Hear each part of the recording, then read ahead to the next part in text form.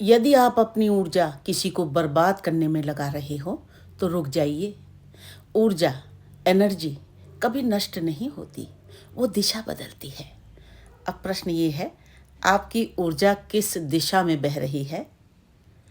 जब आप किसी व्यक्ति को नुकसान पहुंचाने, उसे गिराने, बदनाम करने या मानसिक रूप से तोड़ने में अपनी सोच, समय और भावना लगा रहे होते हैं, तब वास्तव में आप उस व्यक्ति को नहीं, स्वयं को कर्म बंधन में बांध रहे होते हैं। शत्रु पर केंद्रित ऊर्जा शत्रु का पोषण करती है। जहाँ ध्यान जाता है वहाँ शक्ति जाती है। आप जिस व्यक्ति को नुकसान पहुँचाना चाहते हैं उस पर लगातार सोचकर आप उसे अपने चेतन और अवचेतन दोनों स्तरों पर महत्व दे रहे होते हैं। ये महत्व ही उसे भीतर से और मजबूत बनाता है। ये छठे भाव, शत्रु भाव का रहस्य है।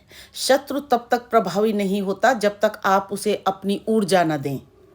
भाग्य कोई बाहरी घटना नहीं, बल्कि मन की निरंतर अवस्था है। जब मन में प्रतिशोध, ईर्ष्या, क्रोध और घृणा चल रही हो तो ग्रह चाहे अनुकूल हो, परिणाम विकृत हो जाते हैं। आप सोचते हैं आप किसी को तोड़ रहे हैं, पर वास्तव में आप अपने दशम भाव, कर्म और नवम भाव, भाग्य को दूषित कर रहे होते हैं। जो सहता है वही भीतर से कठोर बनता है। जिसे आप गिराने की कोशिश कर रहे हैं वो व्यक्ति संघर्ष, अपमान और विरोध से अंदर से फौलाद बनता जाता है।